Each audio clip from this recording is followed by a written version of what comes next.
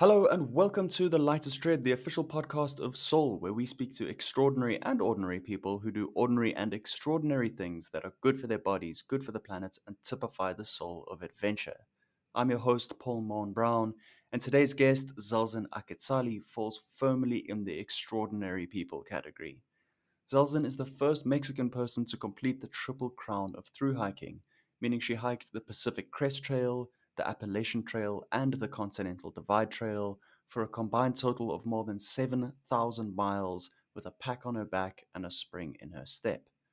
When Zelzin first started her hike from Mexico to Canada, it was the first time she had been camping for more than one night and she couldn't speak a word of English. I hear from Zelzin all about the ways in which growing up in a rough neighborhood of Mexico City would eventually prepare her for her Triple Crown success, her experience with discovering a new level of determination through a recent injury, and much more. If you're in the Denver area, Zelzin is hosting a motivational conference at Rice's Brewery on May 17th. Check out her social media at Zelzin_Aketzalli for more info. Zelzin wears a sole active thick with MetPad footbed to help aid in her recovery from her recent metatarsal injury. Check that out linked in the show notes on the Lightest Tread blog. If you enjoy the conversation, go ahead and subscribe and look out for the show coming to your favorite podcast platform. Enjoy. All right, we're rolling with Zelzin Aketzalli. Hey, Zelzin. Hey. So, Zelzin, last time we spoke, or not last time, the first time we spoke, you told me your whole story. And I got off the call and I went straight into a meeting with my colleagues. And I said to them, you guys wouldn't believe the story that I just heard. I just had the coolest conversation with one of the most inspiring people that I've had the pleasure of speaking to. Uh, so I think let's start by telling people, firstly, you are the first Mexican person to complete the Triple Crown of Thru-Hiking. So tell us what does that mean? What is the Triple Crown of Thru-Hiking exactly? Yeah, so it's walking the three biggest and difficult trails in United States. That is Appalachian Trail, Pacific Crest Trail, a Continental Divide Trail. But it's just long distance trails, but hiking like a true hiking is like a stop. Like in the moment that you start hiking, you stop just for rest, but you never go back to your house. Like it's bad weather or big storms, you keep going. This is like a be true hiking, So practical is like if you living in the mountains for 5 or 6 months, depends how fast you're walking.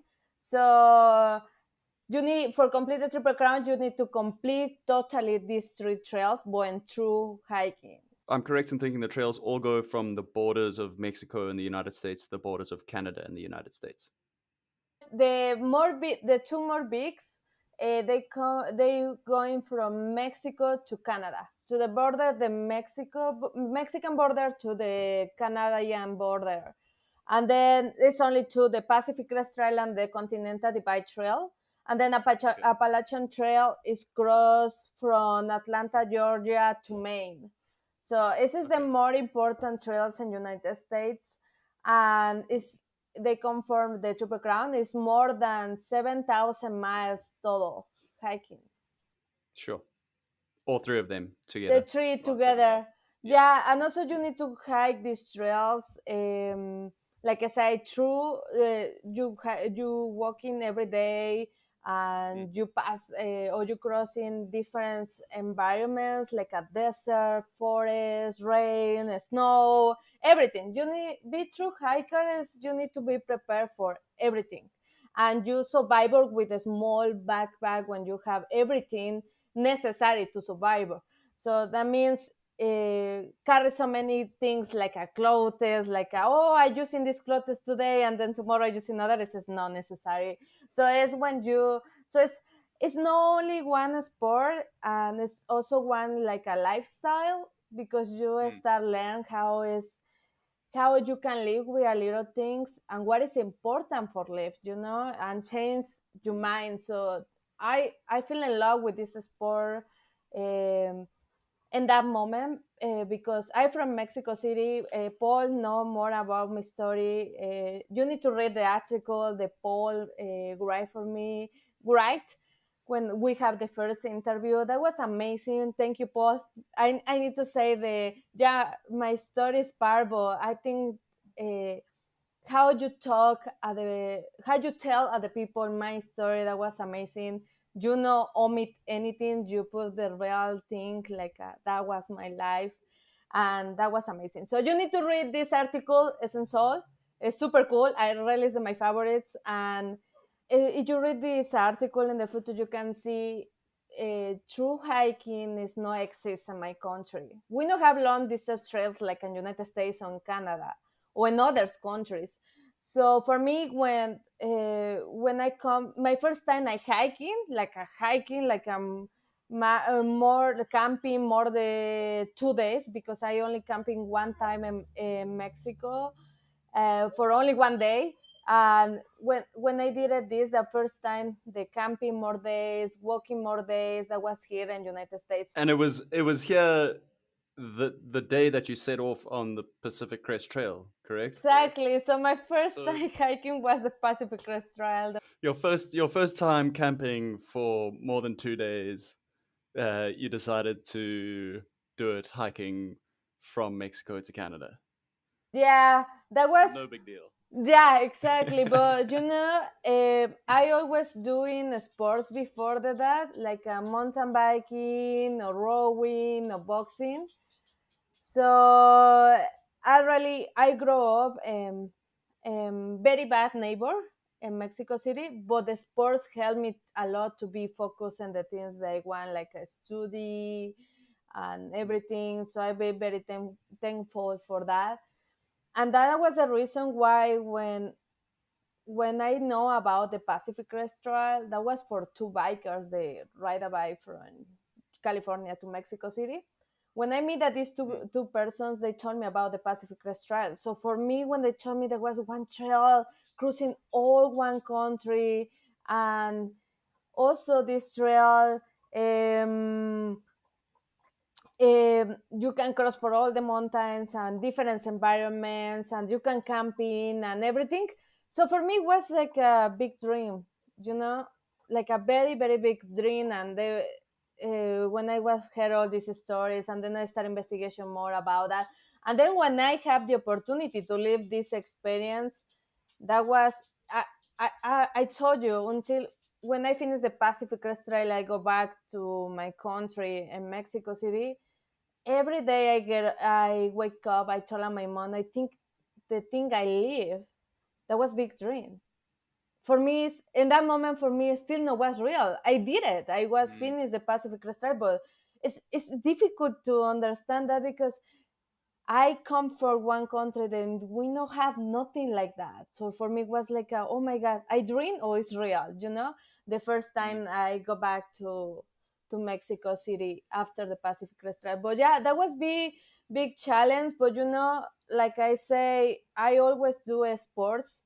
So um, do hiking that make me interesting, and then also the sports make me be more like a person from objectives. I say correct, like have very clear my objective. Your objectives. You have you set a goal and you're very driven towards a specific goal. Exactly. So and when. and that comes from other sporting, from mountain biking and from rowing and from having the discipline of pursuing a goal and physical, because it is a physical thing, walking walking from Mexico to Canada. So I'd like to point out also that it wasn't just that you'd never been camping before, but that when you got to America and you started on the trail, you couldn't speak any English.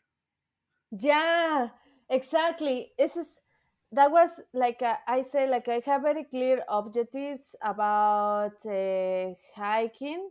Like Mm. in my mind, when I heard about the PCT, I say, okay, I'm going to do this. But one week before, I was so terrified about I don't speak the language.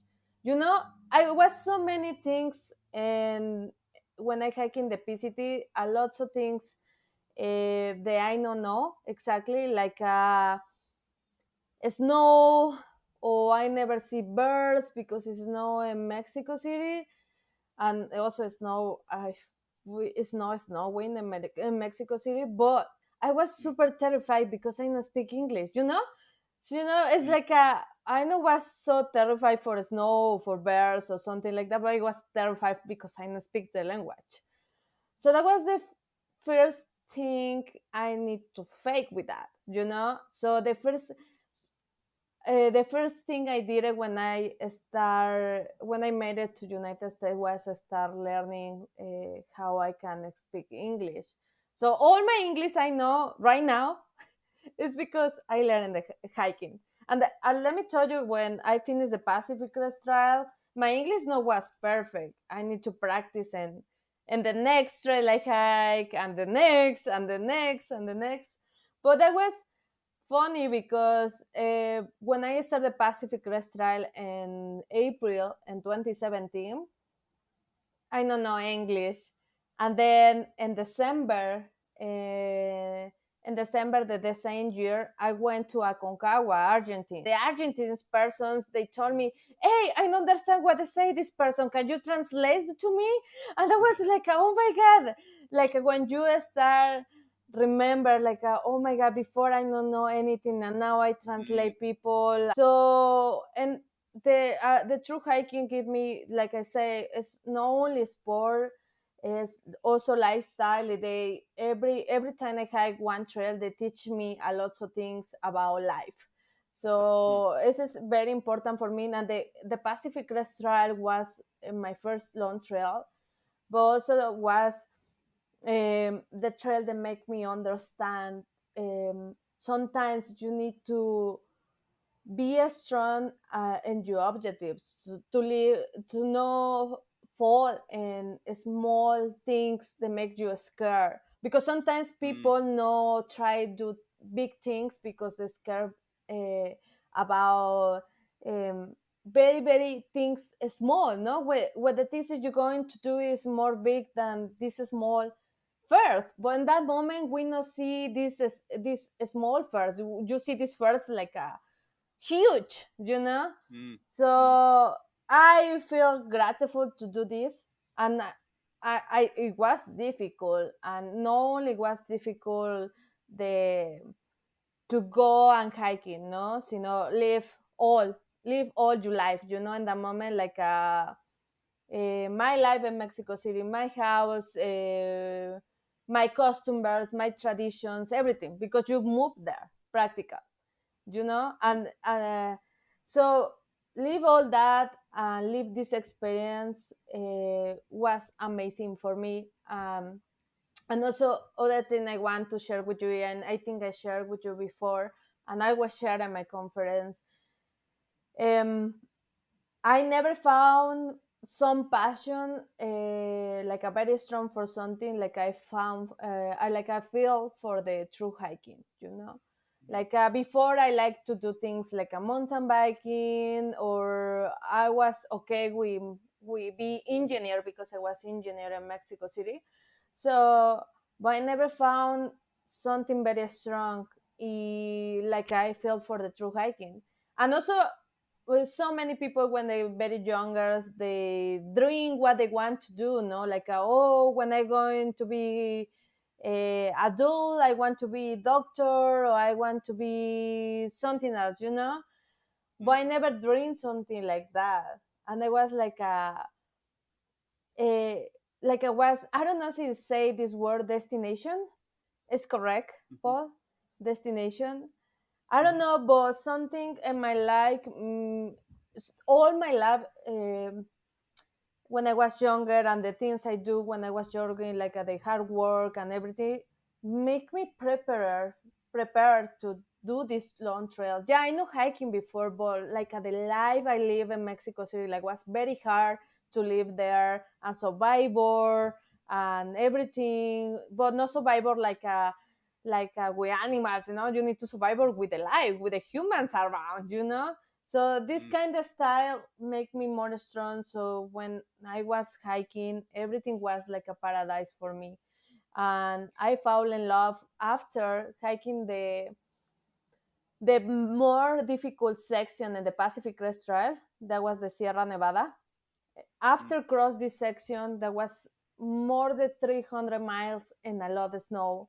When I hiked this part, after that, I was when I feel like this is my passion. This is what I want to do. And then that moment, I decided to do the Triple Crown, to be the first person Mexican to do the Triple Crown. That was the moment when I decided that. Tell me a little bit more about what it was about your life that in Mexico that prepared you for the hardships of the Pacific Crest Trail, because I think there are, you've touched on so many different points. The physical, uh, you have to carry everything on your back. It's this huge physical undertaking of walking across a country.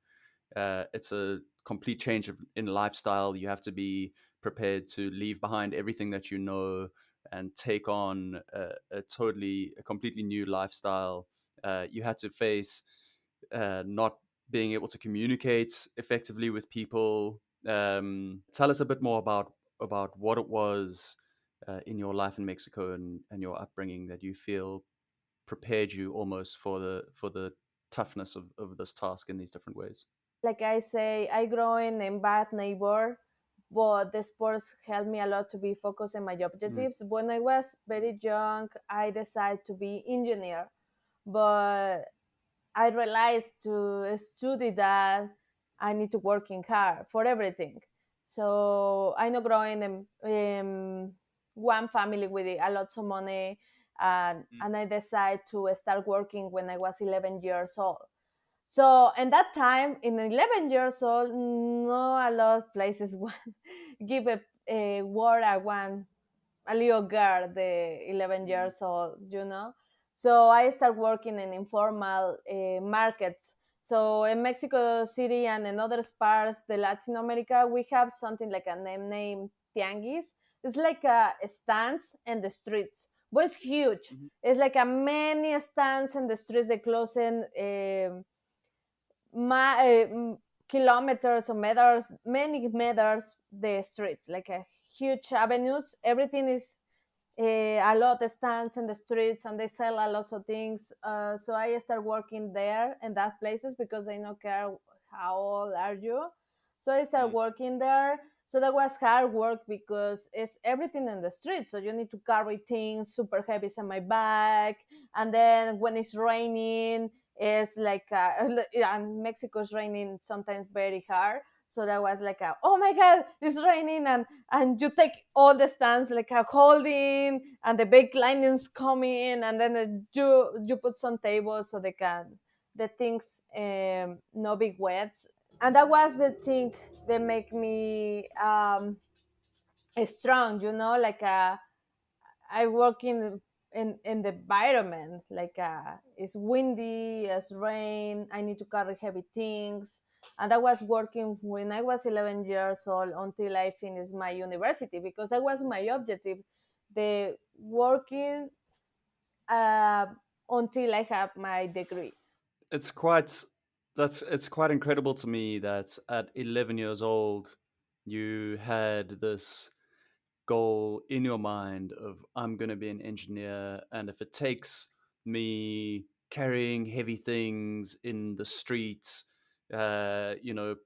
working hard in the pouring rain, and then that's what it's going to take, and that's what I'll do in order to get it done. There are not a lot of 11-year-olds, whether you come from a background with money or not. There are not a lot of 11-year-olds with that kind of focus and that kind of drive, and that says a lot about, sure, it speaks to being a certain type of preparation for a lifestyle of being on the trail, but it says a lot about you and who you are, and an incredible level of being able to focus on a goal and do whatever you have to do in order to achieve that goal.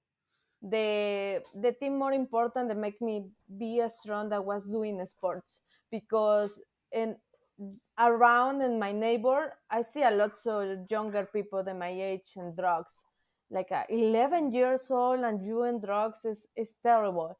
Mm. But so I feel grateful because my parents, my mom and my father, they teach me the values, no, to be strong with that. And so, what were the sports when you were growing up? You said mountain. Was it mountain biking from the beginning? I mean, or No, I start. Oh, my father, he always loved sports. mm, Um, he also was mountaineering, but this is other long story about that because he no want to teach me nothing about that. I start know about his story when I after finish the PCT. oh Before wow, that, I don't. I don't know about. I know he loves sports, but I don't have idea that he went to different mountains in USA and Canada when he was mm, younger. Like when he was studying the university he was studying, they have a big team, the mountaineering. So they went to different parts. But this is other story. But he hid that for that. He hid that from me. But he introduced wow, me in a lot of sports, principally running. mm, I okay, remember every time when I was in the elementary school, he get up me very early, like 5 a.m. And then we going to running very close to my house, and then we back and take a shower and go to the school. It was every day, and wow, and that was the place because I running around the one big lake when they usually rowing. That was the place when I see these people rowing, and I was like, I want to do this, but no was until I was like 18 years old when I started doing rowing, and then after wow, that I was like the mountain biking, but I was he introduced me more like swimming and running and bike. He also was the person that teach me how to ride a bike in the street, like between the cars, because it's very tough ride a bike in Mexico City and the cars. So he teach me all the skills to cars not kill you. yeah. Coming from South Africa, it's one of my favorite things about living in Canada is that it's so bike friendly here in North America. I guess you could say there's a more of an awareness, whereas back home, probably maybe not quite as hectic as Mexico City, but where I'm from, also you didn't really ride a bike in the city because it was a bit intense. Um, yeah, amazing, incredible to have had that support system and that inspiration and that discipline instilled in you, I guess, from by your father as well. It's 5 a.m. Doesn't get up. We go in running. Yeah, that was something I really like. After he stopped, and then what was one moment when he left me for myself. Like he no need to say me, "Hey, get up early" or something. Mm, That was that was I was doing for myself. No was anymore. He no was teaching me anymore doing this. He was like, oh, now you can fly.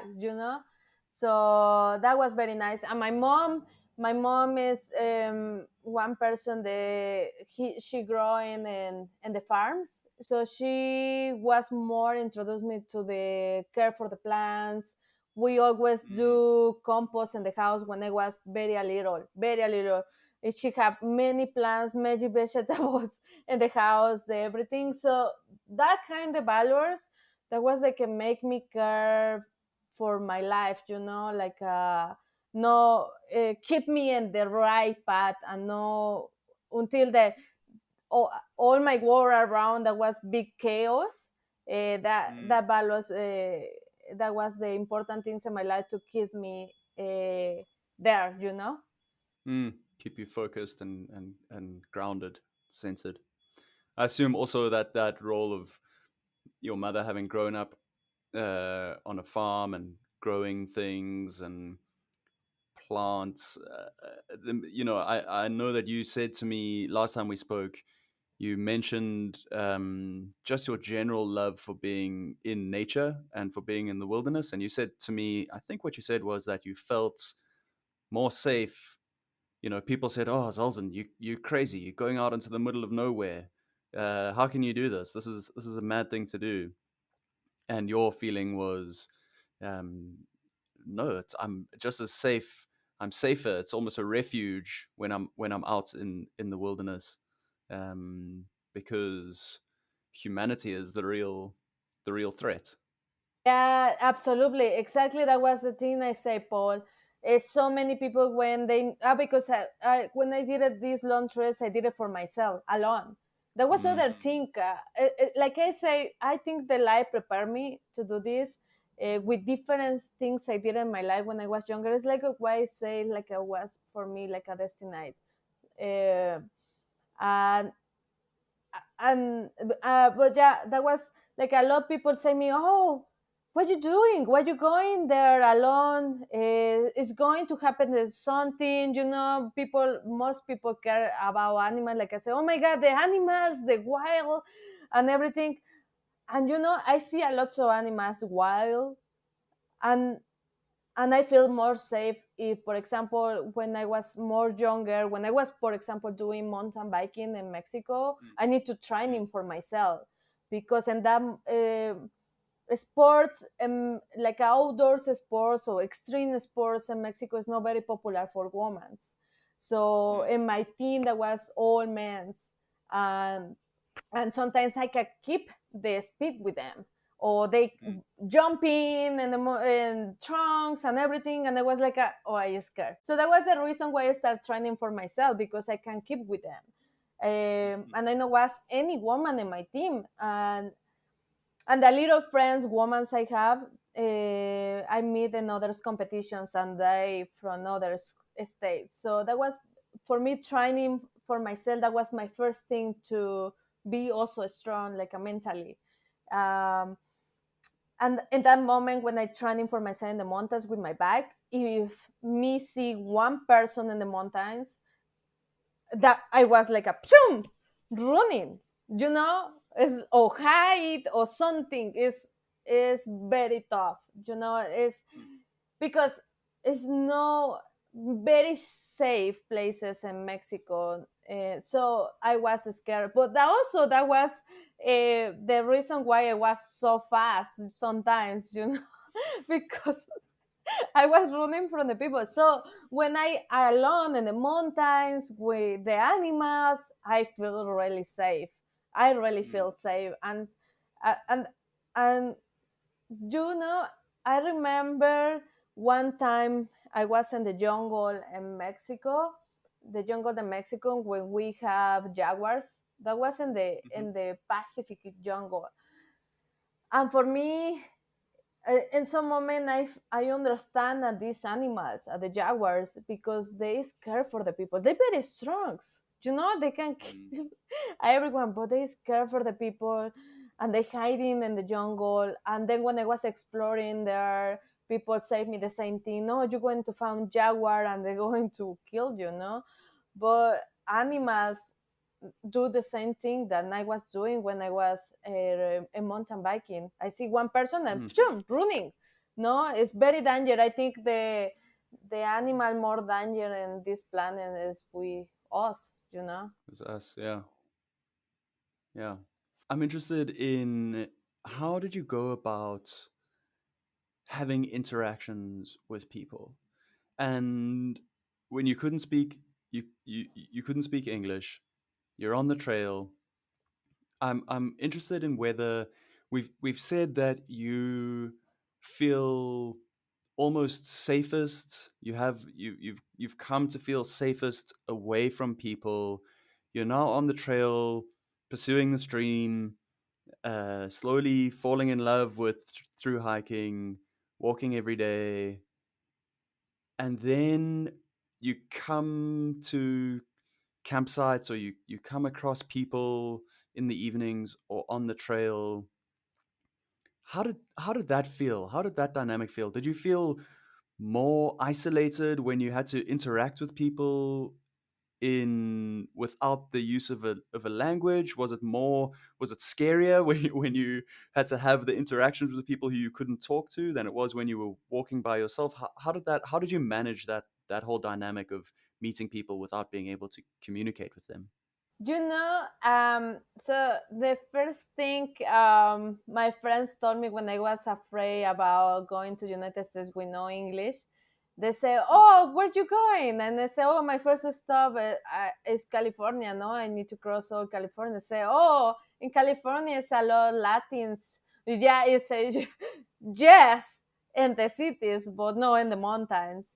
So and the yeah, and absolutely, I only meet like a four people in all the trail, or five people in all the trail. They speak Spanish, and two of them that was one Switzerland and one Germany. They speak like a five language. So that mm, was crazy. But let me tell you, I was afraid in in the first moment. I was I don't know, afraid, or more like oh my god, I don't want to say because I don't know if I can say correct, mm, mm, the pronunciation and everything.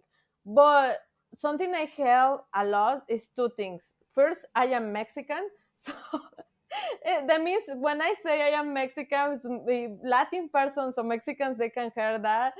They're going to understand that we like to talk and super friendly. So we are super friendly, and so that helped me oh, I see somebody, and I always try to have some conversation or say hi, good morning, or and also more because I was in one place that I feel incredible, safe, and feel passion. So for me, was mm, every day was so excited. I was tired, but every day I was so excited.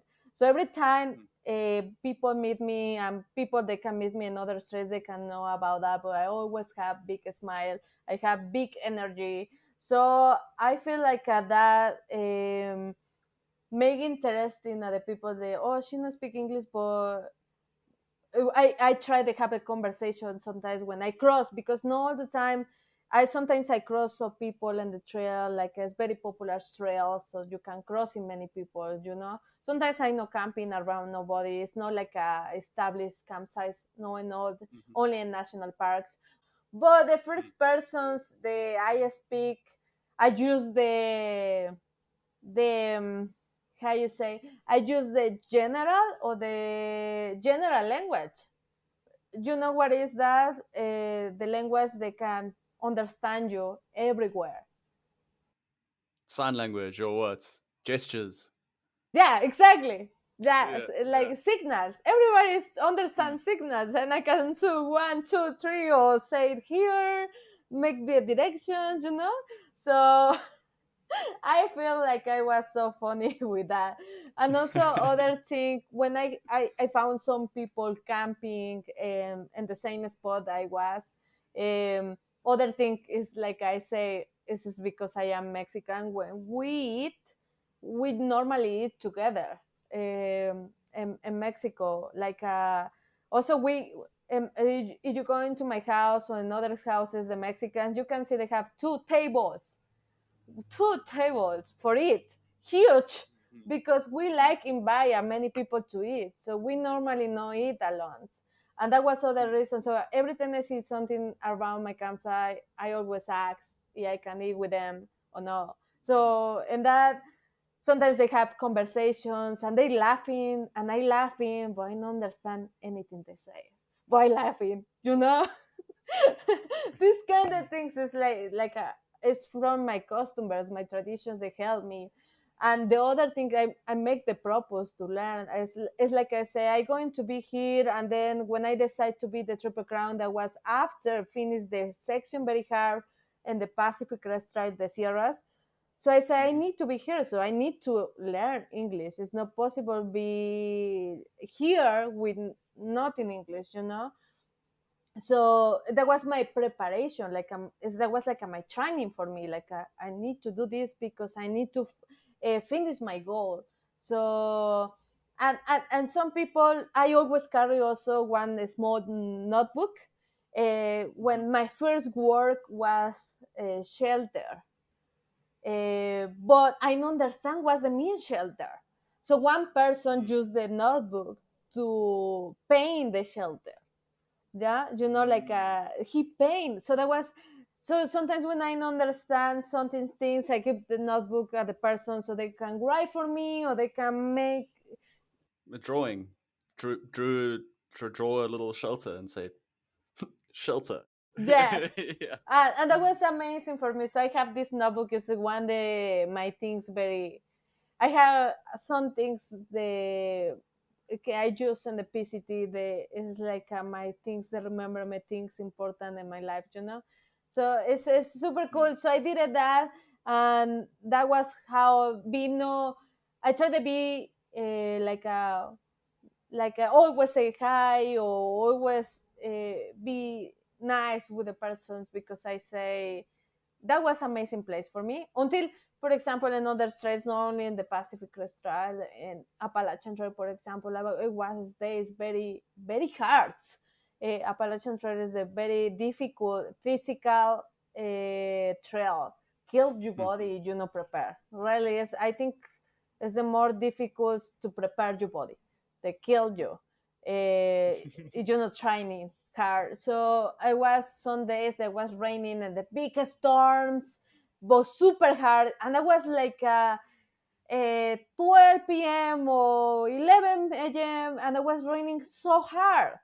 And I probably going to rain all day. And another thing I have, like I have the objective to finish these trails, but also I come from Mexico, so I don't have all the time to finish the trails because I have a visa, and I Mm, have one permit is only limit for 6 months, so I need to finish before this happens.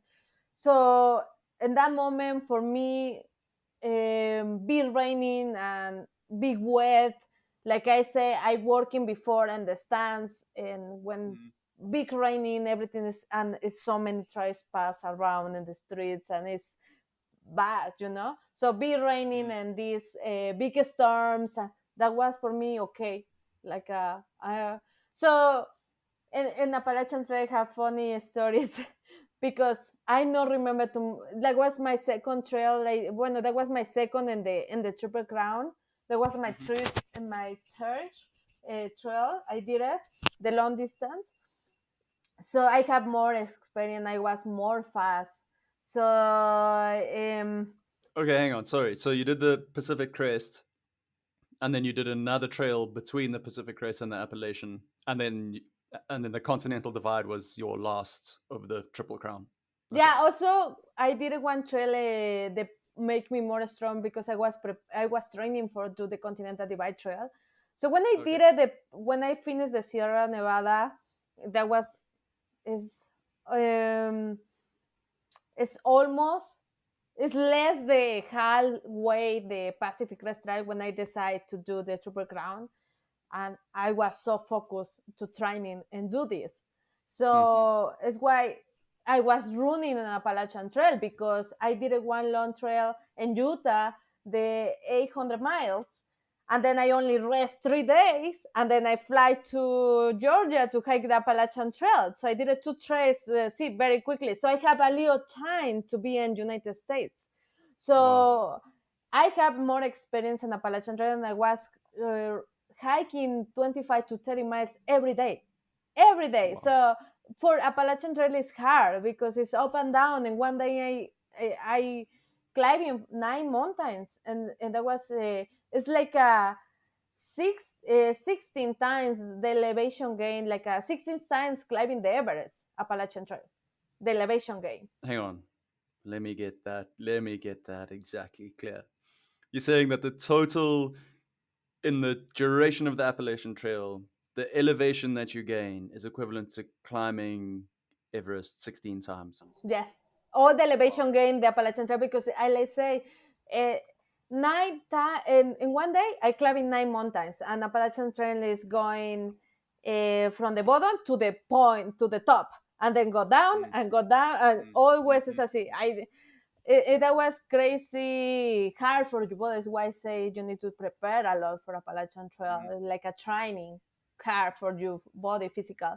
So when I did it that, but I have more experience because I did other trails before, so I know see a lots of people. Bueno, I see, but I no remember. because I not see the people more than one time. You know, Mm. I said, "Hi, how are you?" And I was in a bigger storm, and I was after that. I still like have persons that send me texts by my social red social. So sometimes Mm. I go hiking other trails and I meet other true hikers, and they say, "Oh, you Quetzal," because this is my trail name. And they say, "Oh, you Quetzal, I remember you, the crazy woman run hiking in the middle of the storm in Appalachian Trail, and I was in the shelter, and you only say hi and keep going." No, so everybody, it's funny because yeah, everybody in Appalachian Trail they say, "Oh, you was a crazy woman," and then I am a little short, and sometimes yes, my friends laughing about the in my first long trails. I don't have the very ultra light gear in that moment. So I was my backpacks that was more huge than me, like oh, she's so tiny, but the backpack is almost her size, So how tall are you? Oh, I know in meters. I don't know it. I am 1 meter point 1 meter 58. 158. 5 foot one. Okay. 5'2" almost. We'll call it. It's 5.18. So we'll call it 5'2". Okay. I don't know for Yeah. I think for United States and US and Canada I am very short. Yeah. Pretty short. So yeah, so that was funny because it's funny, to have a conversation with a lots of friends that I meet when I know speak English. And it's Mm. funny have now the conversation with them, and like they told me all the things they say I don't understand. That was many that oh, you super short, and I remember you big backpack, and they make it laughing about me. That was so cool to know about that. I was so cool to know they Yeah. do like now So I can it's understand. that's I was thinking about this earlier because I remember you told me that the pack that you set off with was not. I remember you said you got it in Mexico, but there isn't really a market for outdoor gear in Mexico. So you had like an inappropriate backpack of some description that wasn't ideal. Um, and I was remembering that, and then I remembered that you had told me about at some point you had watched a film called The Wild. Oh yeah, Yeah, with Reese Witherspoon, yeah. and it was funny to me because in that film there's a scene in which she arrives at one of these sort of stop off rest points. It's a hostel or something along the way, and she meets these people, and they're like, hang on, your backpack is is all wrong, and they tell her, no, you got to get rid of this and get rid of that and get rid of that. Um, and so it was funny to be the parallel between your own story, having watched that movie, which partly inspired you, and then you almost lived that same experience yourself. Yeah. Also, let me tell you, when I see this movie, like the movie talking more about the story about the how she she used the trail to be healthy mentally, to be Mm, mm, because I have big depression. So mm, I put the movie no talking too much about the trail. So when I mm, see, and I told you, this is not exists in Mexico. So when I see, mm. for me, I put focus on the story they have, and I don't have idea there was one trail. I really don't have idea. So until the bikers told me like, yeah, it's one trail, and you're going here to here, and they have the Okay. the trail, the path they're making, they have signs and everything.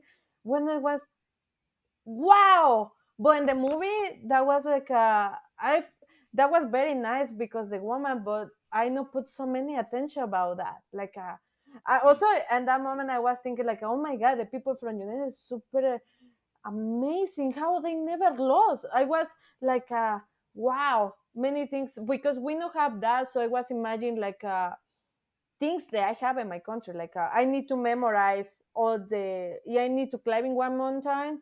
I need to memorize. Oh, I see this rock. Oh, I see this tree. You know this the things Mm. because we don't have signs. We don't have path. Established path.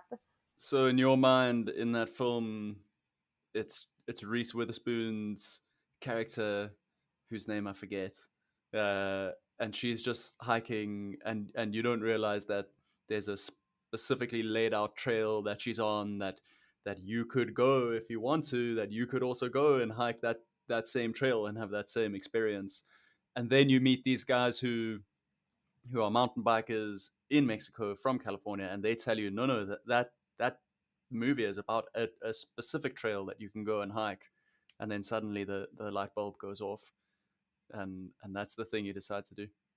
Exactly, but that was because for me it was something I never see in my life. So when they told me that, I see again the movie and I started to go, oh my god, it's a trail. So I went, like I say, I working in the market in the stands. So it's like Mm-hmm. a black market. They come in things from United States, very cheap.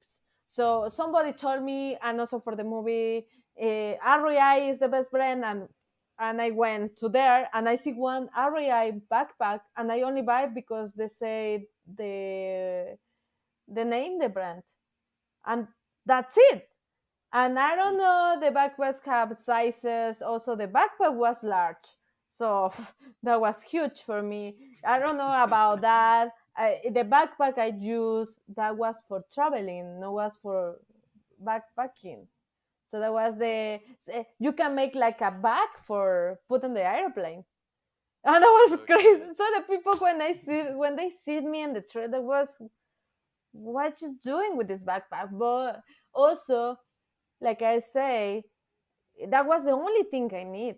The only thing I have, sorry, and I going to make with that. Is like Mm. I don't have for more. I know I going to do with that. I like I said, my object is one to others, but now with my experience, and after doing a lot of trails, I feel like a gear is important. When you do this kind of challenge, you cannot have the more expensive or best gear, but you need to have something that's correct for you. Because that Mm. backpack no was correct for me. I did it because I need to do, because I don't have experience, but I think yeah, change the things I can. If I go back in the past, I never use this backpack. You do it differently now that you know. Yeah, and also I think the more important we have when you do this kind of challenge is care about your body, and so when it's your body, I don't think it need to be important the money, because and the body is the thing more value for us, like if something happened to my body, I can do the same things I do in like a true hiking or something, it's make me sad. But Mm. it's why I say I go back to the past. Probably my gear that was different because I know carry I need to work more or something, but is I prefer care for my body, because this is the my body is going to make me going only for the super crown. It's going to make me going to do more the things I want, the things I Mm. love. Mm. For sure. And that was how we, in the end, uh, that's how we met or got in touch. Was you needed to take care of your body, and we had something that could help you out. What was your injury exactly? You had a metatarsal. So exactly, it's why I mentioned that, Paul, because that was how I meet the first time Saul, was because um, in one day I get up, my foot start pain, and that was the part, the metatarsal, the my foot, and they come in more things after that. So I start looking for the best thing for, because this pain was for more than 1 month, and I was Mm. looking for the best thing. I tried different things before they found salt, and nothing worked. and I was so desperate. It's why I say maybe people that can say, "Oh, I can do with the cheap gear," but Mm, how affect to body mm, in the future? And that's mm, why I think I make so many mistakes when I was through hiking, because I told you I don't have experience. It was something new. Um, mm. but yeah, I go back. I probably decide to do the things maybe a difference in my gear, and that is why now I using a specific gear for through hiking, because and things that may going to make help to my body and not kill my body. Just to clarify, you got that injury after having completed the Triple Crown. You got injured. When After, was it? Yeah, and that was a yeah, that was year and one a bit one ago. year ago. After the Yeah. Triple Crown, exactly, the doctors no, it's they make me a lot of studies, uh, but they don't know exactly. But I think having injury for me was other part of my life. Um, other like I learned about my injury a lot, not only Mm. about my body and everything. If no, I also learn about it's difficult to when you hear one doctor told you, hey, you can do the things you more love it. You have to stop doing this thing that you love. Yeah. They send me to swimming, typical doctors send you to swimming. Typical doctors. Make you go swimming. Yeah, and I feel more like I feel more like a dirt, I all the sports I do in the aquatic. So, but for me, like I say, that was very long process to realize, to when everybody is going, everybody told you can, no, it's like a I can, it's like I Mm, make the decision. But what's hard to me mm, decide or make me strong, like I live very hard things in my life, and then or the true hiking or the triple crown, and then when they told me I can do my passion, there was big frustration and desperation and everything.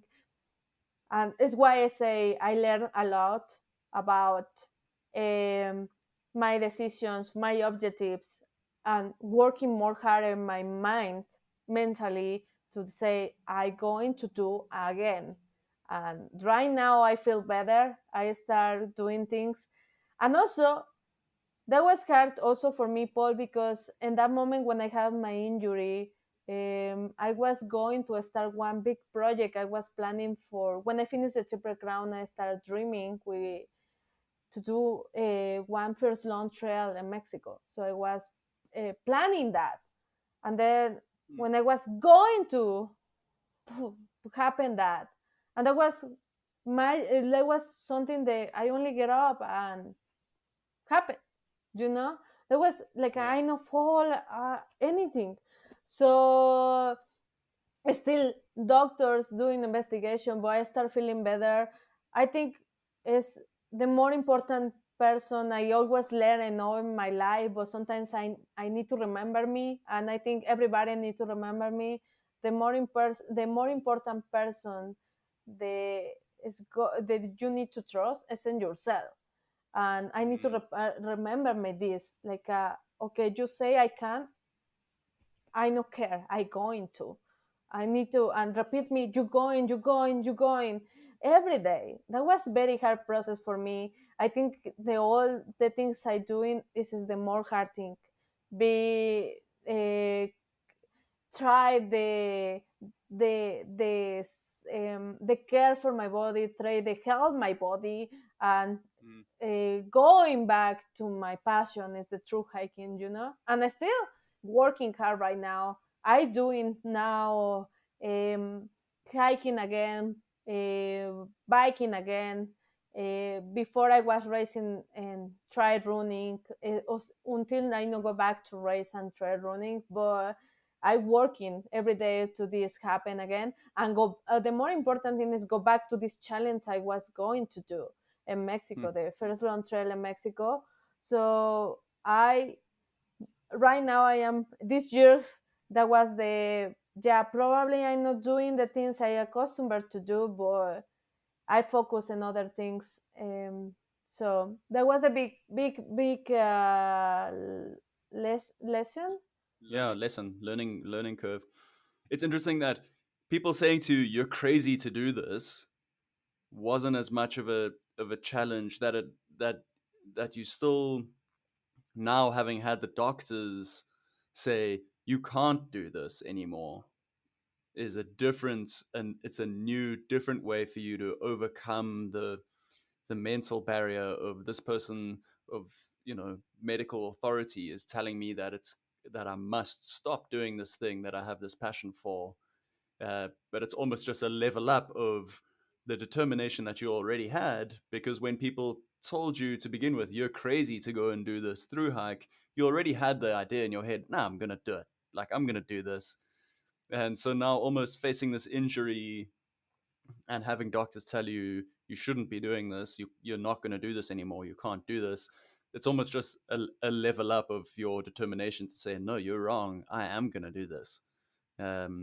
Which is awesome. So I wanted to also talk about, you've mentioned the trail, which sounds like an incredible project to establish the first long trail in Mexico. But what I would also like to speak about is, you have learned so much. We've talked about the importance of caring for your body, the fact that you have to train, the importance of having the correct gear. You've learned so much, and what I think is really fantastic is that you are now taking what you've learned and sharing it with other people who you think could really benefit from that. Specifically, uh, people, Latinas, people from Mexico, people from South America. um, so tell us a little bit more about that, about your mission to help other people from similar backgrounds to your own to take advantage of the opportunities that are out there. Yeah, I have one philosophy, Paul, and I started once projects they help more people from Latin America to do these long trails that they want to do. Something I learned about through hiking is be prepared for everything, and it's I think it's one thing I learned in life when I was very younger, and for me it's important people help people to prepare for everything, like a be like a self um I always need help with this word, sorry. Self-sufficient. Yes, Self-sufficient, yeah. So teaching people to be self-sufficient, to be prepared for anything that might happen, and to be able to handle any different situation they might encounter. exactly. It's like I say, no, it's only for the mountains, it's for life. It's like a lifestyle too, because like I say, if you have a problem, for example my injury, I need the only person I can trust is myself. You know, Mm, no matter what they say, the people say, you need to trust in yourself. This is the more mm. important thing. So I start teaching my people to do things like that. Well, trust in themselves. For me, it's important they can care for themselves. They can be self sufficient. Is it correct? Nailed it. See, so this is important for me. So are you teaching practical skills as well as the mindset? I mean, do you teach the mindset through teaching practical skills, or is it mainly teaching a mindset to prepare people for through hiking? I mean, I know that I saw you running workshops in which you were introducing people to gear like ultralights, tents, or whatever it might be. So imparting sort of basic practical knowledge to inspire people, like this is how you actually go about uh, something like a long trail. I teaching people how be in the mountains and they can care How to, for yeah, themselves. Um, okay. but yeah, specifically more for true hikers, but it's for everything. People come to me and they don't have any experience, but you have the decision to do something. Um, and it's beautiful. Sometimes these people make me inspiration when I see they growing, they doing things. It's for me it's important that they growing, they doing things for themselves, not like a be behind me. It's not my mission. My mission is the trust and people they can see they can do it. Mm, It's I mm, think it's like a support people. I feel amazing to see uh, when people complete the dreams. mm, I had one incredible experience. That was a friend I met in Appalachian Trail. She was raising money for one fund, for one organization. She mhm, was raising money and she asked me for help to be the support team for help.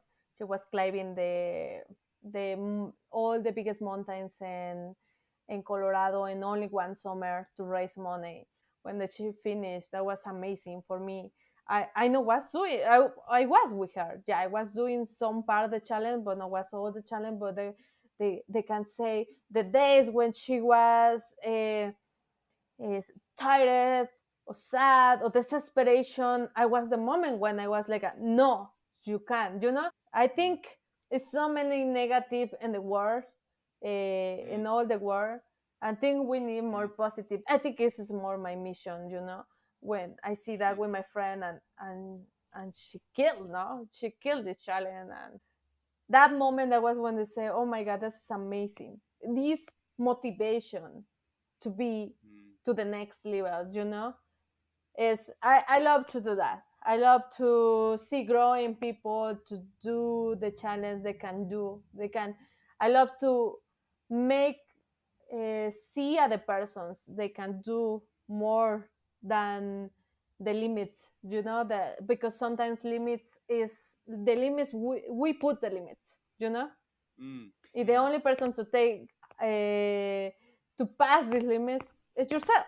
Is the only person, so I like to people see they can pass uh, part of that limits,